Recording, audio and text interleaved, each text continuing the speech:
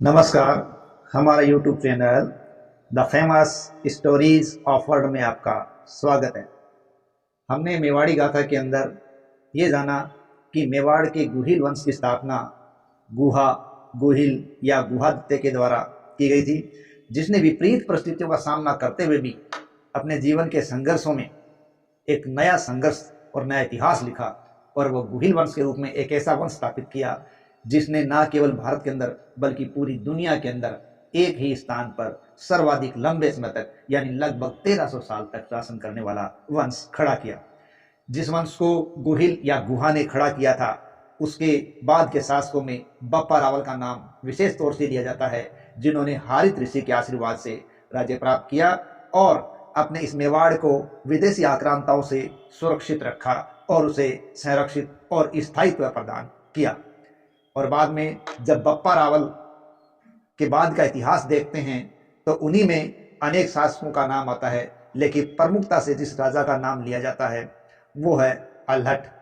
देखिए, मेवाड़ के इस शासक अल्हट के समय हूण राजकुमारी हरिया देवी से अल्हट का विवाह हुआ था और इस अल्हट ने आहड़ के वराह मंदिर की स्थापना की थी और आहड़ को अपनी दूसरी राजधानी बनाया था। इस प्रकार अल्हट है उसको भी मेवाड़ के शासकों के अंदर एक प्रमुखता का स्थान प्राप्त हुआ। लेकिन बड़े ही खेद की बात रही कि मेवाड़ की शक्ति का ह्रास अल्हट की मृत्यु के बाद होना शुरू हो गया था, लेकिन ये लंबे समय तक कार्य नहीं चल पाया। क्यों कि बाद के शासकों के अंदर रावल सामंत सिंह का शासनकाल आया और सामंत सिंह ने गुजरात के अजयपाल सोलंकी को हराया और उन्होंने कीर्तिपाल ने मेवाड़ पर अधिकार कर लिया। सामंत सिंह ने वागड़ में अपना राज्य स्थापित किया, लेकिन जो 1191 का तराइन का पहला युद्ध हुआ था, उसमें तराइन के पहले युद्ध में राजपूताने के वीर शासक पृथ्वीराज तृतीय चौहान के पक्ष में लड़ते हुए सामंत सिंह की युद्ध के मैदान में ही मृत्यु हो गई। इस प्रकार विदेशी आक्रांता से लोहा लेते हुए उन्होंने अपना प्राण न्यौछावर कर दिया। लेकिन सामंत सिंह के बाद के शासकों में देखा जाए तो प्रमुख शासक के रूप में उभर कर आते हैं जैत्र सिंह। जैत्र सिंह का शासनकाल 1213 से 1253 ईस्वी का काल माना गया है और ये वो समय था जब दिल्ली के 6 सुल्तानों का शासनकाल इस समय हुआ था। यानी मेवाड़ के ऐसे शासक जैत्र सिंह हुए हैं जिन्होंने 1213 से 53 ईस्वी तक राज किया और दिल्ली सल्तनत के 7 सुल्तानों का काल जिसने देखा।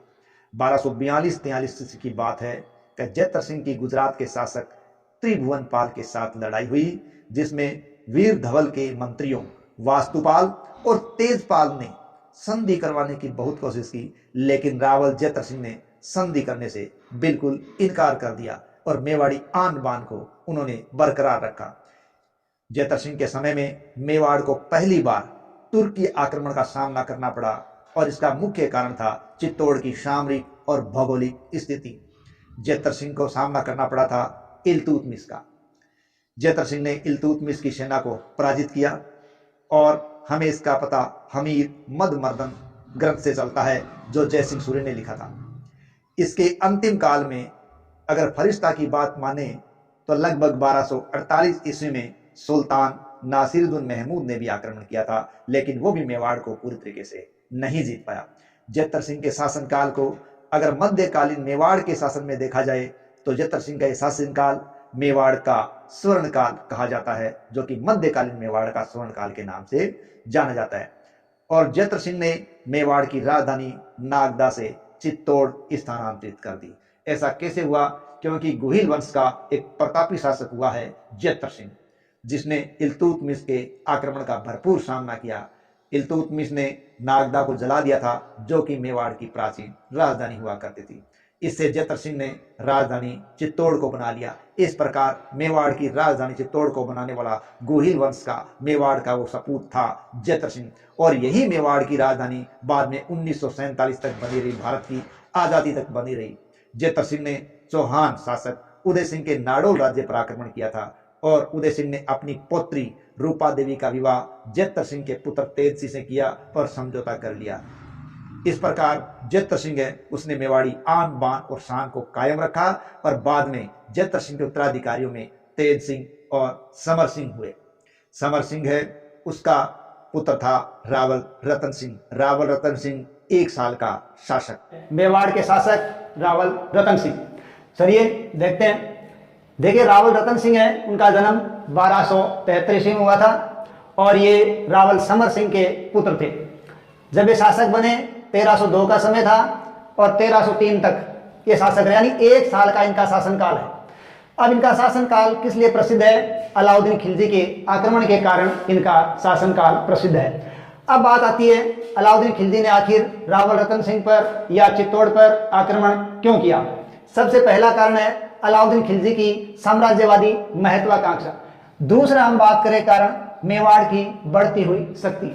मेवाड़ के जो शासक थे जैत्र सिंह, तेज सिंह, समर सिंह, ये शासक प्रतापी शासक हुए, लेकिन इस बढ़ते हुए प्रभाव को सल्तनत के शासक इल्तुतमिश, नासिरुद्दीन महमूद, बलवन आदि ने बर्दाश्त नहीं किया और इनके बढ़ते हुए प्रभाव को इन्होंने रोकने का प्रयास किया, लेकिन ये सभी असफल हो गए। इसी प्रकार जब 1299 में अलाउद्दीन खिलजी की सेना गुजरात अभियान के लिए गई, उस समय समर सिंह ने न केवल इनको रोका बल्कि यहाँ से गुजरने के एवज में इनके से दंड भी वसूल किया था और अलाउद्दीन खिलजी उस बात को भूला नहीं था, उसका बदला लेना चाहता था, इसलिए भी उसने आक्रमण किया।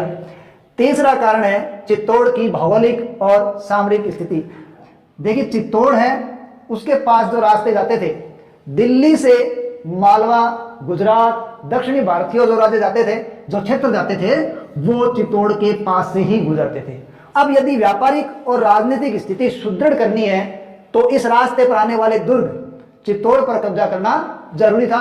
साथ ही साथ इसमें भी देखा गया था कि अभी तक कोई भी मुस्लिम आक्रमणकारी है वो चित्तौड़ को जीतने में सफल नहीं हुआ था और अलाउद्दीन खिलजी ये दाग मिटाना चाहता था कि कोई सफल नहीं हुआ, इसलिए भी उसने आक्रमण किया। चौथा हम कारण देखें, पद्मिनी को प्राप्त करने की लालसा। कि पद्मिनी को प्राप्त करने के लिए जब अलाउद्दीन खिलजी ने यह आक्रमण किया तो पद्मिनी को प्राप्त नहीं कर पाया, वहां जोहर हुआ और राजपूतों ने उसका सामना किया। अंत में चित्तौड़ उनके कब्जे में आ गया। अब इस पर आक्रमण हुआ, कब हुआ, कैसे हुआ, क्या क्या सामना करना पड़ा, ये देखिए। ये अलाउद्दीन खिलजी दिल्ली से चला 28 जनवरी 1303 को और वहां पहुंचकर उसने चित्तौड़ दुर्ग का घेरा डाल दिया। ये घेरा लगभग 2 महीने तक लगा रहा और राजपूतों ने शाही सेना को या खिलजी की सेना को बहुत परेशान किया। खिलजी को कोई सफलता नहीं मिली। खिलजी ने अपनी रणनीति को चेंज किया और उसने उस दुर्ग के चारों तरफ ऊंचे ऊंचे चबूतरे बनाए। चबूतरों पर उसने मजनिक लगवाए। अब देखिए मजनिक क्या थे? मजनिक ऐसे उपकरण थे जिनके द्वारा बड़े बड़े पत्थरों को किले की दीवारों पर फेंका जा सकता था, तो वो लगवाए और उनके द्वारा बड़े बड़े पत्थरों को दीवारों पर टकराया, लेकिन किले की दीवारों पर कोई असर नहीं पड़ा। इसी प्रकार लंबा समय चलता रहा और तकरीबन 8 महीने का घेरा हो गया तो दुर्ग के अंदर खाद्यान्न की कमी हो गई। अब राजपूतों के पास बाहर आकर लड़ने के अलावा कोई विकल्प नहीं बचा था, इसलिए वो दुर्ग से बाहर आए और अलाउद्दीन खिलजी का सीधा सामना किया। लेकिन इस संघर्ष के अंदर रावल रतन सिंह भी मारे गए और गोरा और बादल जो पद्मिनी के अंगरक्षक थे वो भी मारे गए और पद्मिनी ने अन्य महिलाओं के साथ जोहर कर लिया। इस प्रकार चित्तौड़ का पहला साका हुआ और अलाउद्दीन खिलजी का 26 अगस्त 1303 में 8 महीने में लगभग चित्तौड़ पर अधिकार हो गया। लेकिन वो जब पद्मिनी को नहीं प्राप्त कर पाया तो कहते हैं दूसरे दिन उसने वहां कत्लेआम करवाया। अब उसने चित्तौड़ पर कब्जा करने के बाद अपने पुत्र खिज्र खां को चित्तौड़ का प्रशासक नियुक्त कर दिया और चित्तौड़ का नाम खिजराबाद रख दिया। तो ये थी अलाउद्दीन के चित्तौड़ आक्रमण की कहानी। अगले पार्ट में हम देखेंगे पद्मिनी या पद्मावती की कथा जिसने चित्तौड़ को अविस्मरणीय बना दिया।